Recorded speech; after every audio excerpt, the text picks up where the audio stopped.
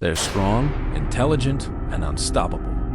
Once limited to small corners of the South, wild boars have now taken over vast stretches of the American landscape, reshaping farmlands, ecosystems, and the very way we think about wildlife management.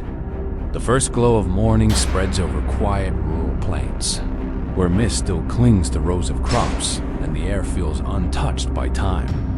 But beneath this calm surface lies a growing challenge shaping the future of American farmlands, the unstoppable rise of wild boars. These animals, descendants of both domestic pigs and imported feral stock, have adapted so well to North America's varied landscapes that their expansion seems endless. From river valleys to dry plateaus, they thrive in conditions few other species could endure. What began as a small population decades ago has now evolved into one of the nation's most complex wildlife management problems. If you're passionate about nature, wildlife, or the challenges of balancing farming with conservation, take a second to like this video, share it with others, and subscribe to our channel. Your support helps us bring more real stories from America's untamed landscapes. Wild boars are not ordinary animals. They possess remarkable intelligence, strong family bonds, and an ability to adapt faster than most mammals.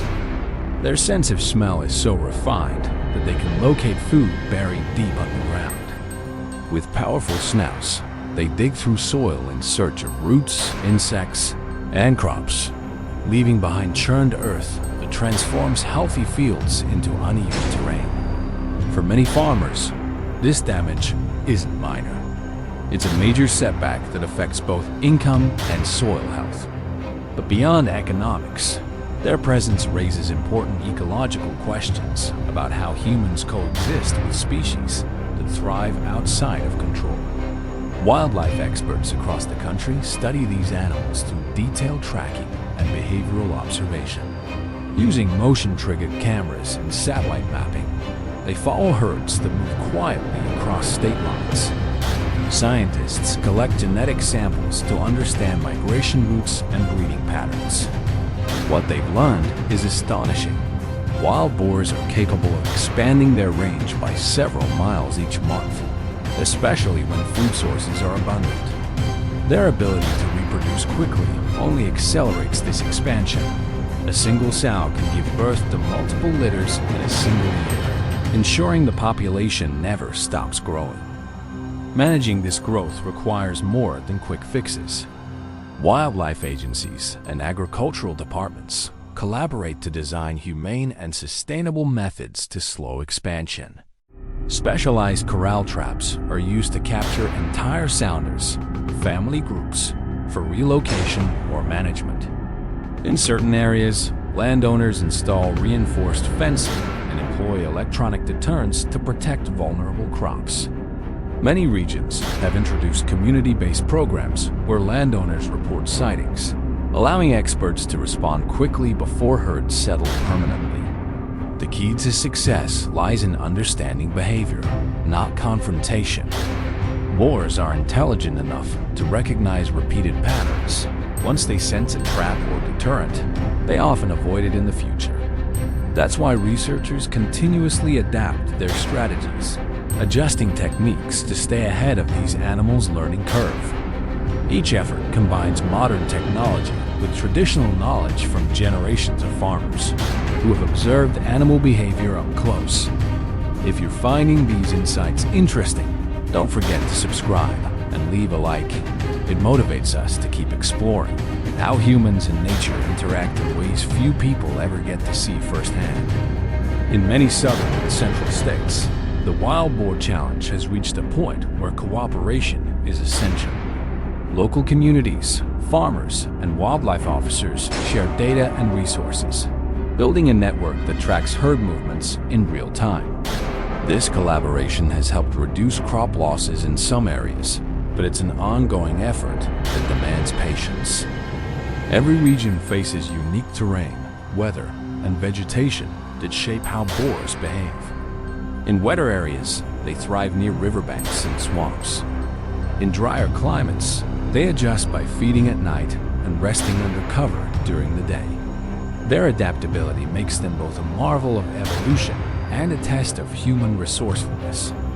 As the years pass, experts have begun shifting focus from eradication to equilibrium. Total removal isn't realistic, not when the population exceeds millions nationwide.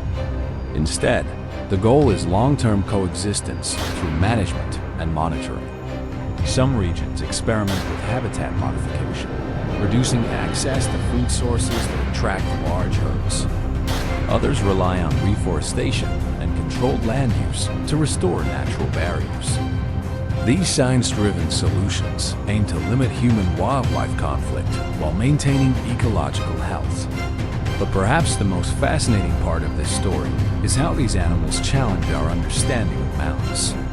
For every acre of farmland they disturb, wild boars also play a small but notable role in reshaping the land, aerating soil, dispersing seeds, and influencing plant diversity. This doesn't excuse the damage they cause, but it reminds us that nature rarely moves in straight lines. Every action, even one that seems destructive, can ripple through ecosystems in ways that researchers are still trying to fully understand. In educational programs across rural America, conservationists teach students how wildlife management works in practice, from studying animal populations to using data to guide decisions. This new generation is learning that conservation isn't about domination. It's about partnership. By combining field research, technology, and community effort, the path forward is becoming clearer. Balance, not battle. The numbers, however, remain staggering.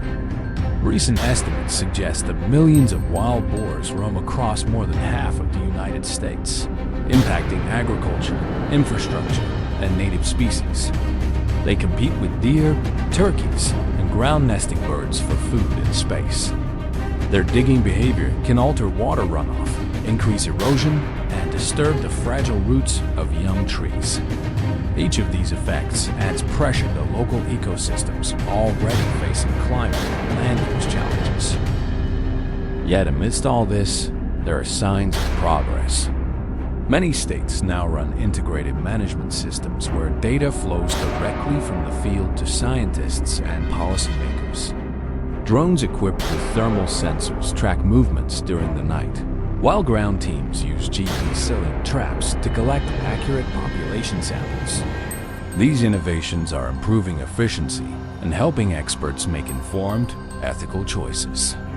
The future of wildlife control in America may very well depend on how effectively humans use technology to understand, rather than overpower, the natural world. As daylight reaches its full strength, the landscape begins to tell its story.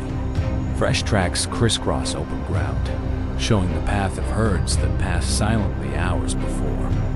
Farmers inspect their fields, noting both the losses and the lessons. For many, the sight is a reminder that coexistence is not an ideal, but a necessity.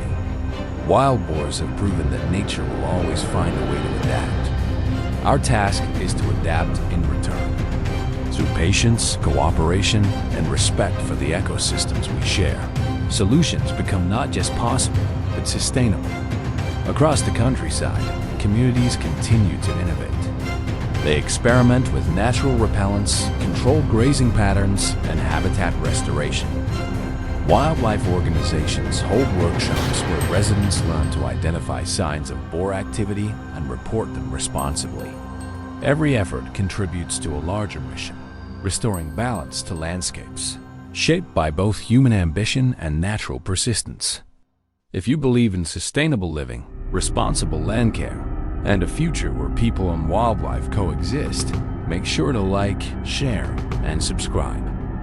Your engagement helps us reach more people who care about conservation, science, and the untold stories of the natural world. Together, we can continue exploring how balance can be achieved, one field, one forest, and one lesson at a time.